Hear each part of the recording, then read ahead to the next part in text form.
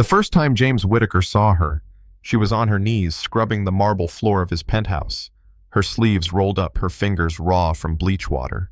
She didn't see him at first, but he paused in the hallway, briefcase in hand, staring at the small young woman who seemed far too delicate for this life.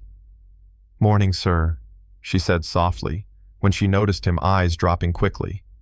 He didn't answer. He just kept walking. That was his way. James the billionaire, nobody dared to cross. And she was just the new maid. Her name was Emily Carter. 23 years old, once a promising art student, now juggling 2 jobs to keep her younger sister in school and her bedridden mother alive. She didn't flinch at long hours or aching knees. She'd learned early that life didn't hand out kindness. That first week at Whittaker Tower was brutal. James was distant, demanding, and almost cruel in his silence. When she brewed his coffee, he claimed it was too bitter. When she dusted his office, he pointed out smudges she couldn't even see.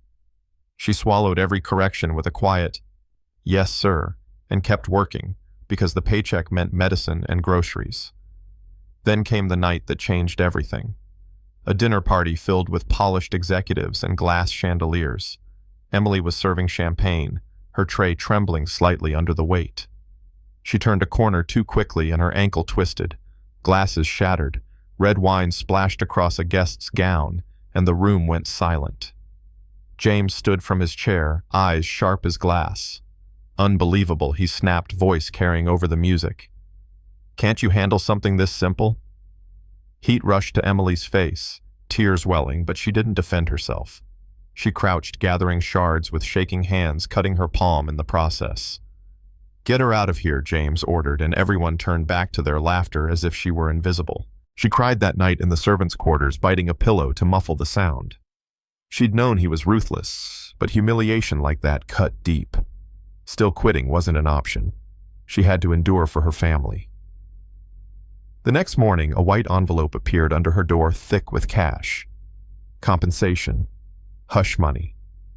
She marched straight to James's study, heart pounding. He didn't even look up from his laptop when she entered. "That's for you," he said casually.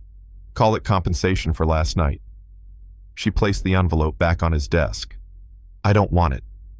His eyes finally met hers, surprised. "What?" She swallowed her fear, her voice trembling but firm. "I came here to work, not to be bought.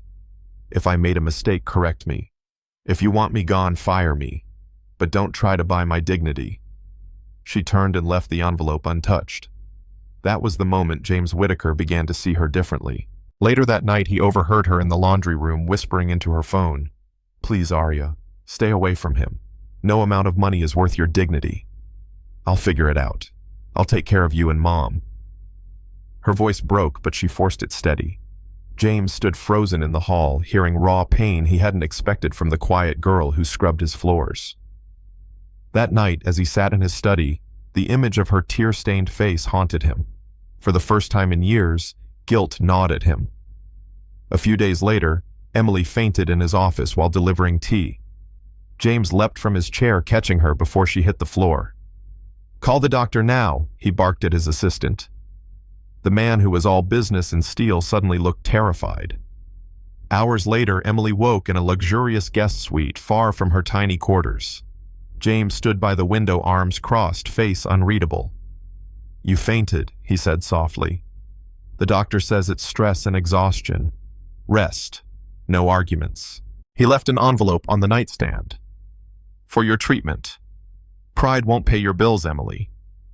Then he walked out, leaving her stunned. That night, James found himself knocking on her door. She was sitting up, pale but determined.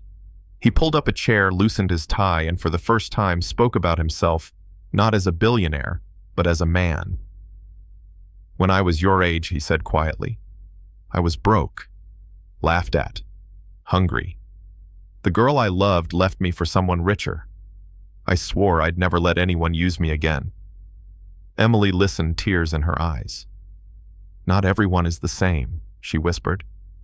He looked at her like no one had dared to challenge him in years. Maybe you're right." From then on, everything shifted.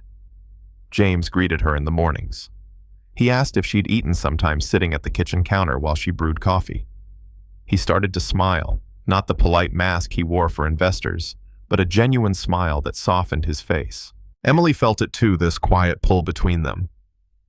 One evening he asked about her family, and she told him everything: her father leaving when her mom got sick, the bills, the sacrifices.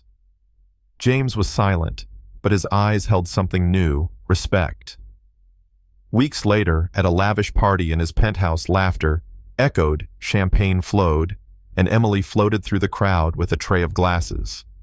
James's old friends noticed the way his gaze followed her. One sneered, "Out of all the women chasing you, Whitaker, you choose." The maid. Laughter erupted. Emily froze, shame washing over her. But James stood calm and deliberate. "Yes," he said firmly. The room fell silent. "She's the bravest, kindest woman I've ever met. If that makes me a fool, so be it." He crossed the floor gently, taking the tray from her trembling hands, and kissed her in front of them all. Gasps filled the room, but James didn't care. "You're not just a maid, Emily," he whispered. "You're the woman I love." Their happiness didn't last. A week later, an envelope arrived, photographs of Emily working in a seedy nightclub, carrying trays and revealing clothes. James's walls slammed back into place. "Explain this," he said coldly, tossing the photos on his desk when Emily walked in. She froze, horror in her eyes. "James, I only worked there one night. I needed money for my mom's hospital bills. I never did anything else. I swear." But James shook his head, bitterness twisting his features. "Everyone has a story, Emily. You're no different." The words hit harder than any slap. That night, Emily wrote her resignation letter. "I came here to earn an honest living, not to be shamed for surviving." By morning, she was gone. For days, James wandered his mansion like a ghost. No soft knock at his office door, no humming from the laundry room. His assistant Mark finally placed a folder on his desk. "Sir, those photos, they were staged. She worked one night, paid up front for her mom's emergency treatment. Witnesses confirmed it." James's hands trembled as he read. Regret ripped through him like a storm. He doubted the only person who'd ever loved him without a price tag. He tracked her down to a shabby hospital where she sat on a bench outside her mother's ward, exhaustion etched into her face.